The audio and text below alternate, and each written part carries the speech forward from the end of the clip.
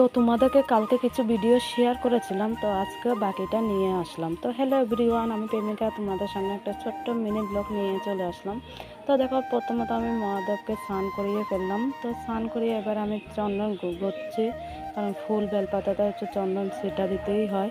তো দেখো, আমি যেহেতু কালকে আমি তোমাদেরকে অর্ধেক ভিডিও শেয়ার করলাম, কারণ অনেক ভিডিও আমি করেছি, তো পুরোটা কিভাবে কি করেছি তোমাদের সাথে শেয়ার করব।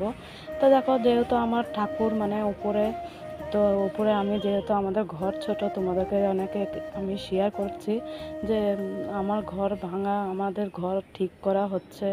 তো সেই জন্য আমরা কোনো মতো একটা ঘরে থাকি। তো সেখানে দেখো আমি মহাদেবকে নিচে নামিয়ে, তো সেই জন্য আমি নিচে নামিয়ে একটু ভালো করে পুজোটা দিচ্ছি। তো দেখো, প্রথমত স্নান করে এবার মহাদেবকে আমি বেলপাতা দিয়ে দিলাম, যেহেতু মহাদেবের প্রিয় জিনিস বেলপাতা, আর এই যে দুত্রা ফুলটা দিয়ে দিলাম।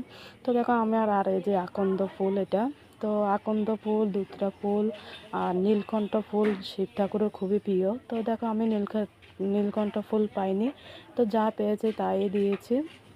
তো দেখো, এটা হচ্ছে দুত্রা ফুলের গোটা। তো অনেকে বলে এটা দিতে হয়, তো সেই জন্য আমিও দিলাম। তো একটা ঘরে গোটা কলা দিয়ে দিলাম।